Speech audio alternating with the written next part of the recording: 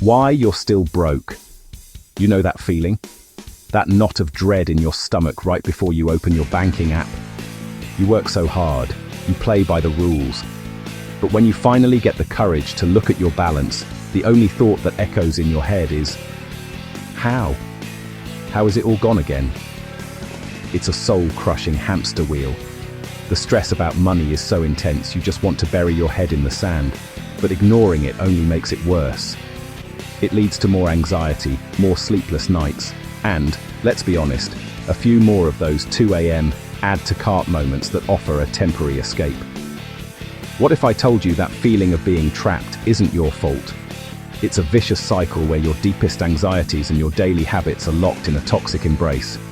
In fact, finances are a leading cause of stress for most people, with a Schroders personal wealth report finding that 62% of UK adults are plagued by money worries.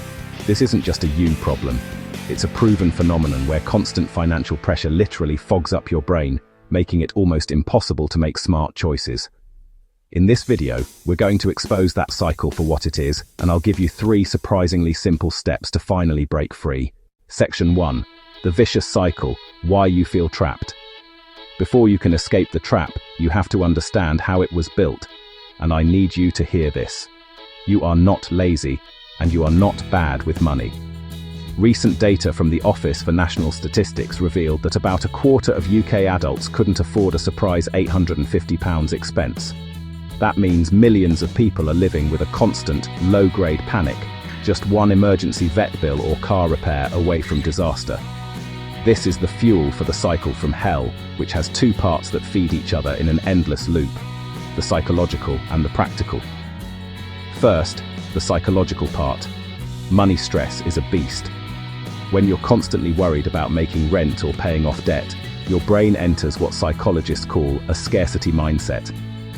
To put it simply, the mental energy you spend just worrying about money is like trying to run your life on 1% battery. It drains your ability to plan, to focus, and to resist temptation. You're drowning in decision fatigue. You get so exhausted from about money that you'll do anything for a moment of relief. And that's where the practical part of the cycle kicks in. Our coping habits. To deal with that crushing stress, many of us turn to emotional spending. That little Amazon package, the takeaway you order because you're too mentally wiped out to cook. The splurge that gives you a fleeting buzz of happiness. It's a dopamine hit, a temporary bandage. But the relief is gone in an instant, and it's replaced by a shame hangover, followed by even stress when the credit card bill arrives. So, the stress cripples your judgment and pushes you towards spending that makes you feel good for a second. That spending then torpedoes your finances, which skyrockets your stress. It's a perfect, vicious feedback loop. Hiding from your bank statements only lets the anxiety fester and grow, making the eventual confrontation even more painful and the urge to escape even stronger. Breaking free isn't about finding more willpower. It's about interrupting this toxic dance for good. Does that vicious cycle sound painfully familiar? Let me know in the comments which part of it you feel the most trapped by, the stress or the spending. You're definitely not alone in this. Now let's talk about how we actually break it. Section 2. The solution. 3 steps to break the cycle. So, how do you break a cycle that has its hooks in your brain and your bank account? You don't do it by screaming at yourself to just be better with money. We've all tried that, and it has a 0% success rate. You have to tackle both the feeling and the finance at the same time. We're going to do it with 3 clear, actionable steps. Fix number 1. The mindset shift. Confront your anxiety with a money minute. First, we have to slay the psychological monster, avoidance. The entire cycle is powered by your fear of looking. We feel stressed, so we look away, which makes the monster in the dark even bigger. The solution is to do the opposite, but in a way that feels less like jumping off a cliff and more like stepping off a curb. I call this the money minute. It's a non-negotiable appointment with yourself once a week. For just 60 seconds, that's it. You are going to look at your finances. Open your banking app, glance at the balance, look at your credit card statement. You don't have to do anything. You don't have to fix anything, analyze anything, or judge yourself for anything. Your only job is to Why does this work? Because you are systematically desensitizing yourself to the fear. Money anxiety thrives in the shadows, in the land of, I'm too scared to even know. By consistently shining a tiny flashlight on it, you teach your brain that looking at the numbers is not a catastrophe. It's just information. You're taking back control by proving to yourself that you can face reality without it shattering you. This tiny habit of financial mindfulness shatters the avoidance pattern that gives anxiety its power. It stops the fear from spiraling into an unbeatable demon. Soon, that 1 minute might feel easy, and it might turn into 2. This is the first, most critical step to shifting from panicked reaction to calm awareness. Fix number 2, the practical habit: slay one dragon with the one thing rule. Now that you're working on the anxiety, let's get practical. The reason most budgets fail is that we try to change everything at once. We create a massive, soul-crushing spreadsheet that makes us feel guilty for buying a coffee. Within a week, we feel so deprived that we break it, binge spend, and give up, feeling like a complete failure. That just throws more fuel on the stress and shame fire. Instead, we're going to use the one thing rule.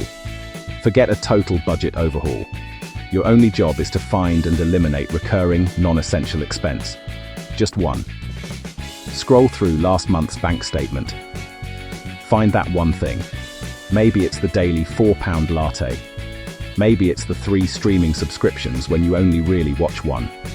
Maybe it's the lunches you buy at work because you're too busy to pack your own. Find the one that you feel the least emotional attachment to. Then, cut it. And here's the crucial part. Redirect that amount of money. If you were spending £40 a month on a subscription you forgot you had, cancel it and immediately set up an automatic transfer for £40 from your main account to your savings account on the day that bill used to come out. This is a game changer for 2 reasons. First, it's an achievable win. Slaying one small dragon gives you a shot of confidence and proves you can do this. Second, it provides immediate, tangible proof that you save. You will literally watch your savings account grow, creating a brand new, positive feedback loop. You're no longer just cutting back. You're actively building a more secure future, one small victory at a time. Fix number 3, the systemic fix: automate your financial foundation. Our third fix is about building a system that works for you even when you're tired, stressed, and have zero willpower left. As we've established, financial stress demolishes your willpower. The smartest move you can make is to take your unreliable, emotional brain out of the day-to-day equation. The key is automation. You're going to set up 2 critical automatic transfers. First, pay yourself first. This is the golden rule for breaking the paycheck-to-paycheck cycle. Decide on a small, almost unnoticeable amount. It could be just £10 or £20 from each paycheck. Then, set up an automatic transfer to move that money from your current account to a separate savings account the day after you get paid. This is your emergency fund, and it's the most powerful anti-anxiety tool you can own. It's your shield against life's inevitable curveballs. The amount is less important than the consistency. Start small and let it grow. Second, automate your core bills. For any fixed recurring bills, rent, council tax, phone, car payments, set up automatic payments to go out right after payday. This does 2 things. It saves you from stupid late fees, which is like setting money on fire, and more importantly, it frees up so much mental space. No more of those 3 a.m. jolts of panic where you think, did I pay the internet bill? By automating your savings and bills, you build a financial foundation that runs on autopilot. Your emergency fund grows without you thinking about it. Your essential bills are paid without you worrying about them. This system works quietly in the background, chipping away at the sources of your stress and making it infinitely easier to make good choices. Let's bring this all together. The reason you feel broke isn't because you're lazy or irresponsible. It's because you're caught in a brutal cycle where financial anxiety and coping-based spending are feeding each other and keeping you stuck in the mud. But you can absolutely break this cycle. It's not about a painful overnight transformation. It's about taking small, strategic steps to interrupt the pattern. First, you commit to the money minute to look your fear in the eye, proving it can't control you. Second, you use the one thing rule to score an easy win, proving to yourself that you are capable of saving. And third, You automate your financial foundation so that you're building a better future, even on your worst days. I know this can feel overwhelming, so here's my final piece of advice. Just pick one. Don't try to tackle all three at once. Just pick the one that feels the most achievable for you right now. Is it putting a money minute in your calendar for this Sunday? Finding one subscription to cancel? Setting up that first £10 automatic transfer to savings? Pick one. Do it today. Because breaking this cycle starts with one single defiant step in a new direction. You have the power to stop the spiral. You can build a life where you are in control of your money, not the other way around. If this video helped you, please subscribe and hit the notification bell so you don't miss what's coming next. And leave a comment below. Which of these 3 steps are you going to take first? I want to hear what you're committing to. Thank you for watching, and I'll see you in the next one.